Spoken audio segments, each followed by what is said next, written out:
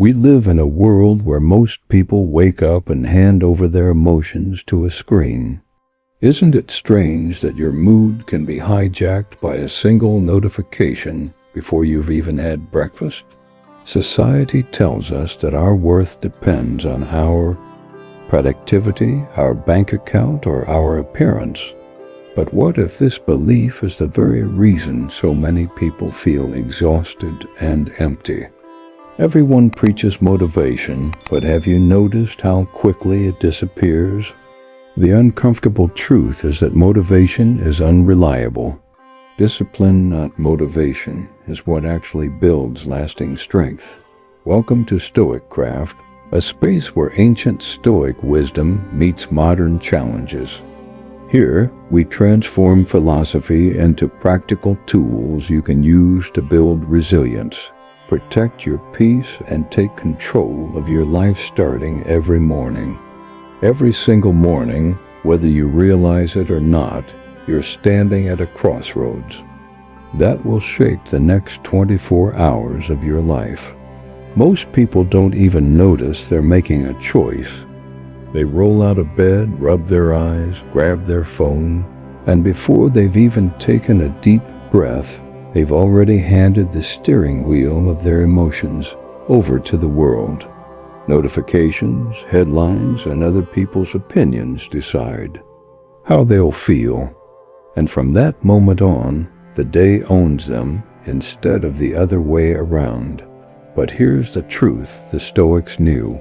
The difference between those who thrive and those who merely get by is found in these fragile early moments of the morning. Roman Emperor Marcus Aurelius understood this better than most. In his personal journal, he reminded himself each morning that the people he would face were likely to be arrogant, dishonest, jealous, or ungrateful. He wasn't being cynical. He was preparing his mind for strength instead of defeat. By acknowledging reality before it unfolded, he armored himself with perspective.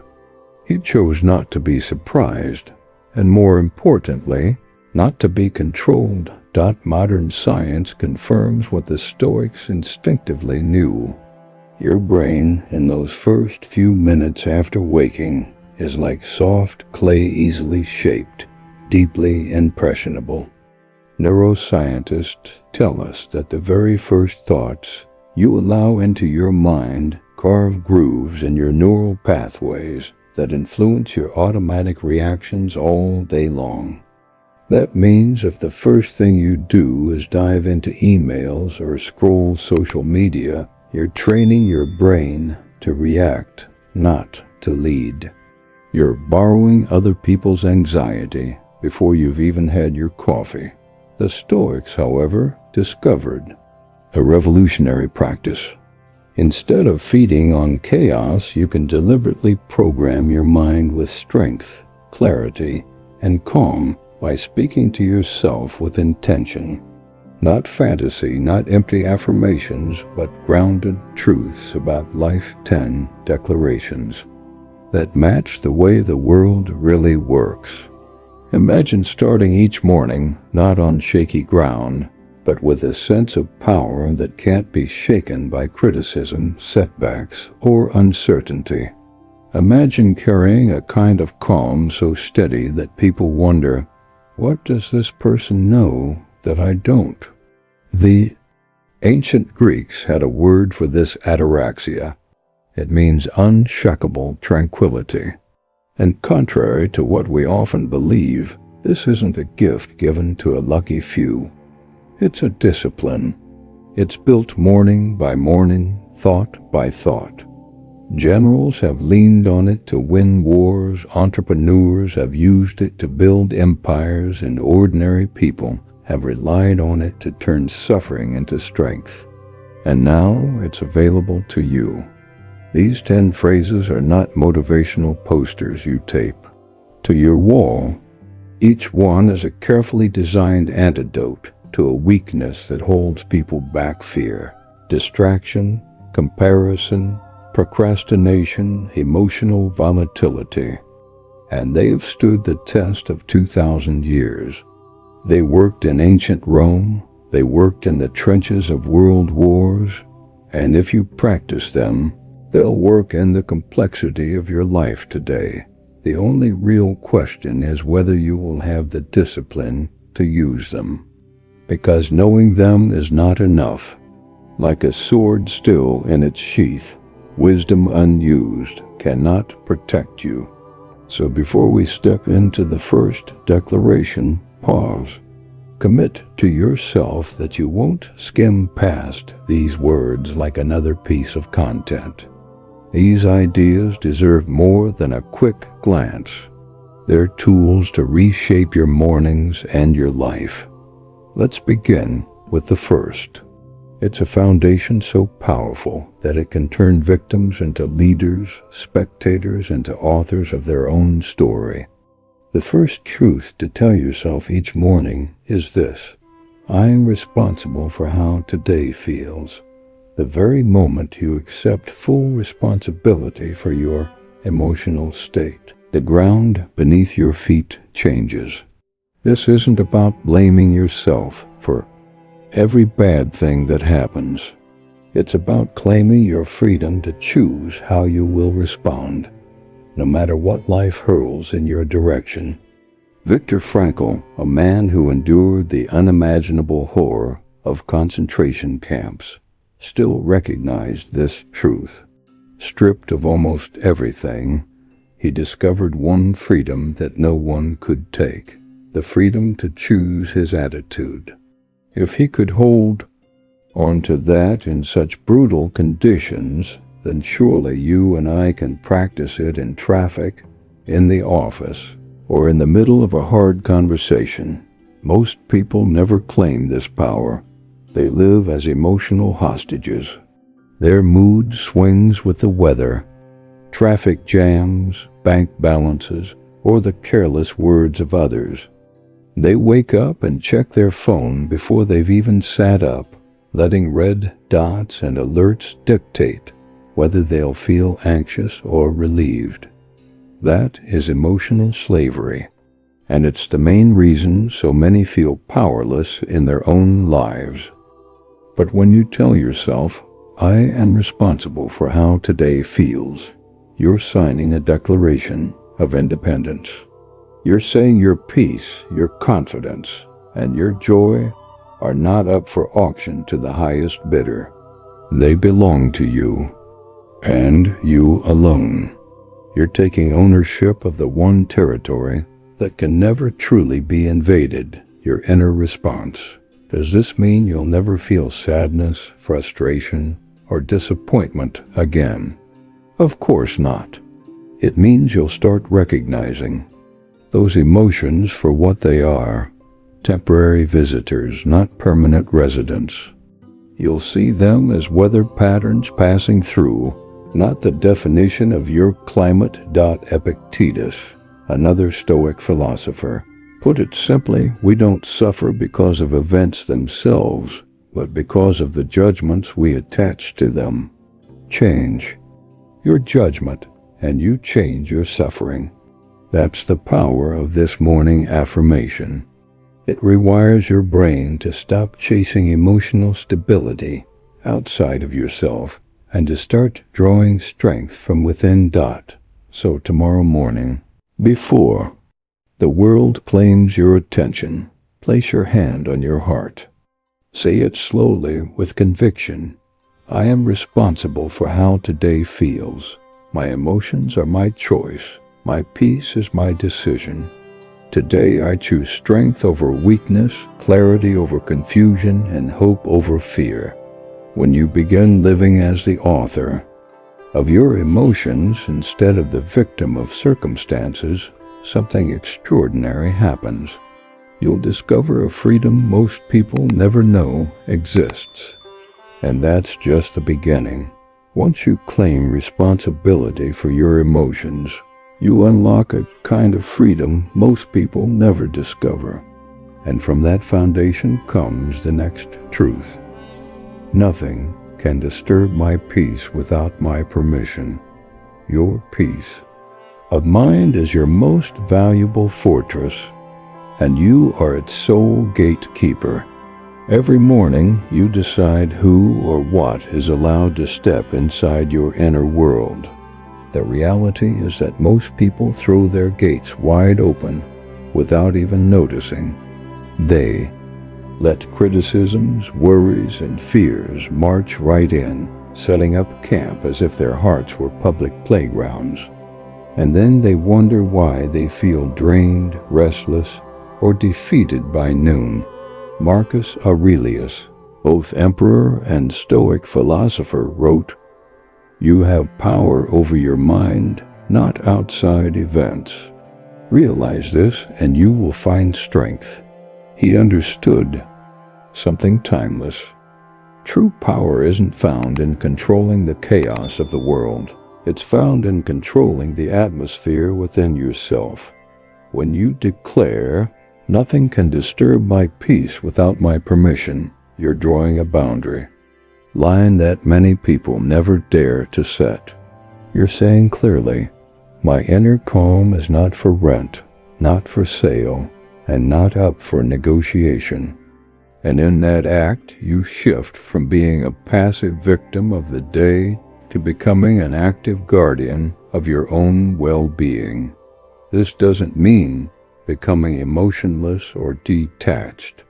It doesn't mean pretending you don't care. What it means is cultivating what the Stoics called the discipline of desire, the ability to remain steady and centered no matter what storms may rage around you. It's the strength to hear something cruel without allowing it to poison your spirit, or to face a setback without letting it crush your sense of confidence. The real secret lies in the pause, that tiny space between what happens to you and how you respond. Most people react so fast they don't even realize that pause exists. But if you learn to recognize it, you discover a superpower. In that moment, you can choose not to give your peace away. So tomorrow morning, when you stand before the mirror, remind yourself with conviction, "Nothing can disturb my peace without my permission. I am the guardian of my inner world. Today I decide what gets access to my mind and what stays outside. My peace is mine to protect." Walk through the day with that awareness, and you'll notice the shift. You won't become unshakable because nothing bad happens. You'll become unshakable because you've learned how to protect what truly matters. And that is a freedom very few ever experience. Now comes the third, truth. Today I focus only on what I can control. There is no faster road to exhaustion and anxiety than trying to control the uncontrollable. Yet millions of people wake up every day and pour their mental energy into things they have zero influence over: politics, the economy, strangers' opinions, the weather, even the way someone else looks at them. And then they wonder why they feel powerless. The Stoic teacher Epictetus drew a clear line that still guides us today. He divided existence into two simple categories: what is within our power and what is not. Master that distinction and you master your life. Ignore it and you'll waste your energy and endless frustration. So what is within your power, your effort, your choices, your words, your actions, your reactions? That's it. Everything else, whether your boss wakes up in a bad mood, whether markets crash, whether the past haunts you or the future threatens you, remains outside your reach. Yet most people live with this equation reversed. They waste 80% of their mental bandwidth obsessing over what they can't change, while neglecting what they can. When you wake up and say, "Today I focus only on what I can control," you're making a decision to reclaim that wasted energy. You're choosing effectiveness over anxiety, clarity over helplessness, action over worry. Instead of scattering your attention everywhere, you concentrate it like a laser on the areas where it can actually move the needle. The ancient Stoics practiced a visualization called the circle of control. Picture 3 circles. The innermost is what you control completely. The next is what you can influence partially. And the outermost is what you cannot control at all. Their advice was simple but powerful. Give 90% of your energy to the inner circle, 10% to the second, and none at all to the third. Try this tomorrow morning. Instead of starting your day overwhelmed by global problems you can't solve, remind yourself of the meaningful actions you can take today. You'll feel lighter, more focused, more alive. Look yourself in the eye. Declare, today I focus only on what I can control. I will not waste my strength on things beyond me. My attention belongs to my actions, my effort, and my responses. That is where my power lives. And with that clarity, we arrive at the 4th truth. My worth is not measured by today's outcomes. Society wants you to believe your value rises and falls with your productivity. Your paycheck, your achievements, or the validation you receive before bedtime. It's a cruel roller coaster, leaving you soaring high when things go right and crashing down when they don't. But the truth is, your worth has nothing to do with today's results. Seneca, advisor to emperors and one of Rome's wealthiest men, learned this in the hardest of ways. He experienced exile, disgrace, and eventually a forced death sentence. Yet through it all, he realized that achievements are temporary, but inner worth is eternal. Every new beginning comes from some other beginning's end, he wrote. Our value transcends circumstances. It isn't up for negotiation. When you remind yourself of this each morning, you free yourself from the exhausting trap of tying your self-esteem to outcomes you can't fully control. You existed before today's challenges, and you will still exist after today's victories or defeats. Your essence, your dignity, your humanity remain intact regardless of what happens. When you remind yourself each morning, my worth is not measured by today's outcomes, you're breaking free from one of the most exhausting traps of modern life, the performance trap. You are declaring that your value is inherent, not conditional, not something to be earned or lost, depending on whether today goes well. You existed before today's challenges, and you will continue to exist after today's victories or defeats. Your worth is not a bargain to be negotiated with circumstances. It is woven into who you are. This doesn't mean you should stop trying or that results don't matter. Excellence and effort are still important, but they do not define your soul. It means you're wise enough to separate effort from identity. You can chase goals with energy without chaining your self-esteem to whether you hit them. You can feel disappointment when something doesn't work out, but not collapse under it. You can celebrate a win, but not depend on it to know you matter. That shift alone brings peace most people never find. The Stoics captured this in the concept of preferred and different outcomes you would prefer to have, but that don't alter your fundamental worth. Getting the promotion, winning the case, closing the deal, these are preferred. But not getting them does not make you less valuable. When you internalize this truth, you build a type of confidence that isn't fragile. It isn't tied to applause, paychecks, or someone else's approval. It's rooted in knowing who you are at your core dot. So tomorrow morning, speak these words into the mirror. My worth is not measured by today's outcomes. I am valuable because I exist, not because of what I achieve. Today I will give my best, but my value is not on trial. Win or lose, I remain worthy of love, respect, and dignity. And with that mindset, you're ready for the fifth declaration. I will act, not just intend.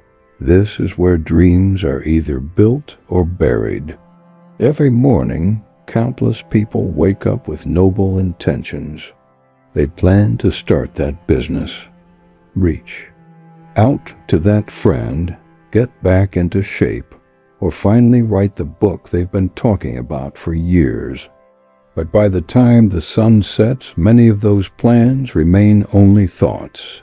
The gap between good intentions and actual action is where most dreams quietly die. Marcus Aurelius reminded himself daily that, in the morning, when thou risest unwillingly, let this thought be present. I am rising to the work of a human being. He knew that life doesn't reward intentions, it rewards execution. Knowing what's right is useless if it isn't followed by action. Knowledge without action is just entertainment. The difference between those who succeed and those who don't isn't usually talent, luck, or opportunity. It's the ability to close the gap between thinking and doing. While most people polish their plans until they sparkle, the ones who rise are those who dare to move forward even imperfectly.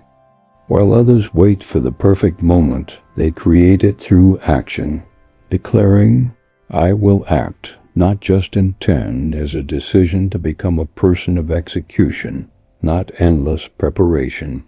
It's choosing to take one imperfect step forward instead of standing still with flawless ideas. The Stoics built their philosophy on this principle. Virtue is action. It's not enough to know wisdom, you must live wisdom. Psychologists today call this implementation intention, a simple but powerful shift where goals are translated into specific commitments. Instead of saying, I want to exercise you, say, I will act on my health goals today. Instead of I should call my parents, you say, I will act on my love for them today. The moment you shift from intending to acting, everything changes. You stop watching life pass by as a spectator and start participating as the main character. You stop waiting for someone else to give you permission and start creating your own opportunities. You stop hoping things will improve and begin making them improve. Stand tall and declare, I will act, not just intend. Today I choose action over analysis, progress over perfection, and doing over dreaming. My intentions mean nothing without my actions. Today I act. And once you embrace action, you are prepared for the sixth truth. Every challenge is a chance to grow stronger. Life will test you. There's no escaping that. But here's the question. When the heat rises, will you melt like butter or harden like steel? Every morning you get to decide which one you'll be. Most people see obstacles as punishments, as if the universe singled them out for unfair treatment. But the wise recognize that challenges are the gymnasium where strength is forged. Muscles do not grow without resistance, and character does not grow without adversity. Admiral James Stockdale, a U.S. Navy officer who survived 7 brutal years as a prisoner of war in Vietnam, credited his survival to Stoic philosophy. He taught that you must never lose faith that you will prevail, but also never ignore the brutal facts of your current reality. This balance gave him the strength not only to endure but to lead others through unimaginable suffering. Your own challenges, whether financial strain, a crumbling relationship, poor health, or uncertainty about the future, may feel overwhelming. Right now, the natural instinct is to wish them away, to resent them, to ask, "Why me?" But what if they aren't happening to you? What if they are happening for you? The Stoics saw adversity not as punishment, but as training designed by fate to sharpen you. Marcus Aurelius captured it best. The impediment to action advances action. What stands in the way becomes the way. Within every obstacle lies the seed of opportunity, if only you have the courage to see it. When you tell yourself, every challenge is a chance to grow stronger, you reframe your relationship with difficulty. You stop being the victim of circumstances and become the student of life. Instead of asking, "Why is this happening to me?" you begin asking, "What is this here to teach me?" When you embrace the mindset that every challenge is an opportunity for growth, you stop being the victim of circumstances and start becoming the student of life. The question shifts from "Why is this happening to me?" to "What is this here to teach me?" That doesn't mean you begin enjoying suffering or wishing for hardships. It means you accept a timeless truth. Struggle is the price of growth, and growth is the price of a meaningful life. Think of your muscles. They only become stronger when they're pushed against resistance. The same is true of your character. Strength, resilience, patience, these aren't developed in comfort. They're forged under pressure. Every morning you can prepare your mind with this reminder. Every challenge is a chance to grow stronger. When difficulties appear, they are not roadblocks meant to crush you, but weights meant to strengthen you. So declare to yourself, "I welcome difficulties as opportunities to build my character. Today's obstacles are tomorrow's strengths. I do not ask for an easier life, I ask to become a stronger person." That truth leads naturally into the seventh declaration. I will not compare my journey to anyone else's. Comparison is not just the thief of joy. It is the destroyer of confidence, progress, and authentic success. In today's world, this is more dangerous than ever. The first thing millions of people do each morning is scroll through social media, and within seconds they've begun measuring their own reality against someone else's highlight reel. They forget that they're comparing the unedited behind the scenes of their life to someone else's carefully filtered performance.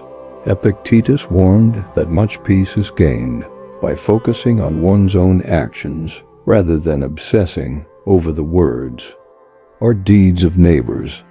He knew the only true competition worth engaging in is with the person you were yesterday. But social media has turned comparison into a 24/7 addiction. You see someone's vacation, and suddenly your routine feels dull. You see someone's promotion, and your own career feels stalled. You see relationship posts and start to feel like your own love life is inadequate. But here's the truth. What you don't see are their doubts, their private failures, their quiet struggles. You're comparing your whole story to their best chapter. And it's not a fair comparison when you say, "I will not compare my journey to anyone else's." You're choosing to run your own race at your own pace. You're refusing to let other people's timelines dictate your self-worth. You're acknowledging that every life has unique starting points, unique resources, unique battles, and unique definitions of success. Your background, your strengths, your scars, your dreams, they are yours alone. Trying to live someone else's story is like trying to wear someone else's shoes. They might look good from the outside, but they will never fit comfortably, and sooner or later they'll leave you blistered and limping. The most fulfilled people learn to define success for themselves. They stop chasing applause from people they don't even like, pursuing achievements that don't even matter to them. Instead, they celebrate others without diminishing themselves, and they learn to appreciate their own progress without craving validation from outside. So, tomorrow morning, make this declaration with conviction. I will not compare my journey to anyone else's. My path is unique, my timing is perfect, and my progress is meaningful. Today, I will celebrate others' successes without questioning my own worth. I am exactly where I need to be on my journey. And from that declaration flows the eighth truth. 1. Choose discipline over motivation. Motivation is like the weather, unpredictable, fleeting, and completely outside your control. Some mornings you'll wake up ready to conquer the world. Other mornings, even getting out of bed feels like climbing a mountain. But discipline? Discipline is like breathing. It doesn't wait on feelings, it simply carries on. Cato the Younger, a Roman statesman and Stoic, embodied this. He practiced harsh discipline, walking barefoot in the freezing winters of Rome to strengthen his resolve. He knew comfort is the enemy of greatness, and that discipline is the bridge between goals and accomplishment. He proved something we often forget. You don't need to feel motivated to act. You just need to be disciplined. Most people wait endlessly for motivation to strike them like lightning, believing they must feel inspired before they can move. But while they wait, their goals remain on hold. Meanwhile, disciplined people act whether they feel like it or not, and while others are waiting, they are building empires. When you declare, I choose discipline over motivation, you're breaking free from emotional slavery. You're saying, my actions are not held hostage by my moods. My values drive me, not my feelings. Discipline is a muscle, and like all muscles, it strengthens with use.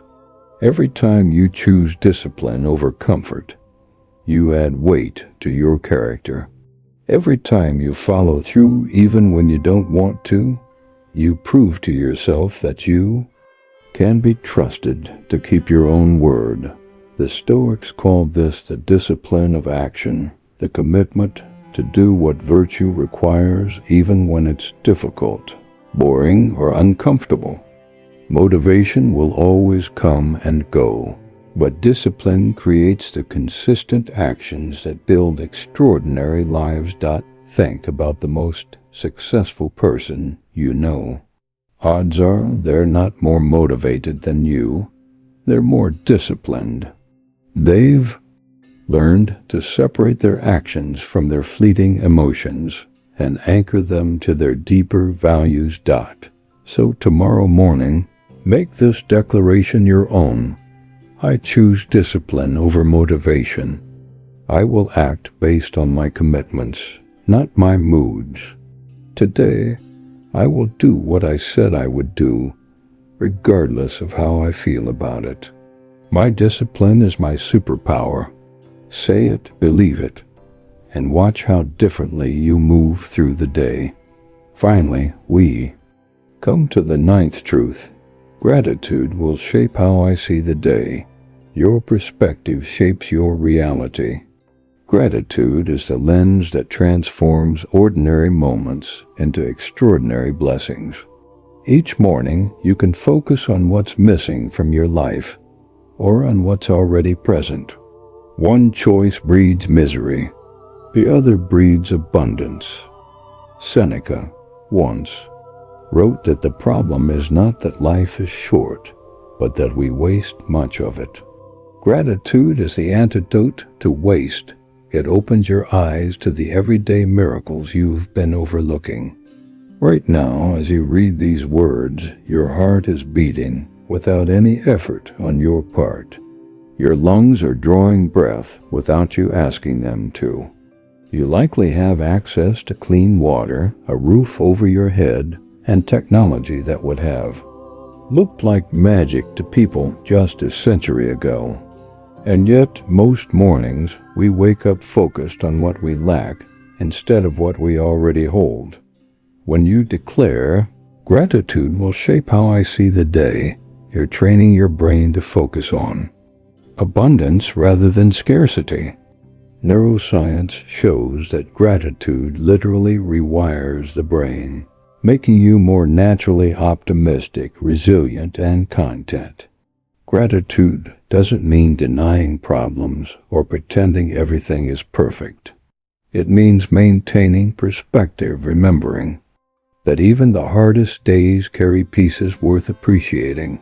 The Stoics practiced this with negative visualization. They would imagine losing what they already had, not to invite sadness, but to deepen their appreciation for it while it was still present. They would imagine losing health, loved ones, or possessions, not to be pessimistic, but to awaken deeper gratitude for them. Try this tomorrow morning. Instead of waking up scanning for problems, wake up scanning for blessings. You'll notice opportunities where before you saw obstacles.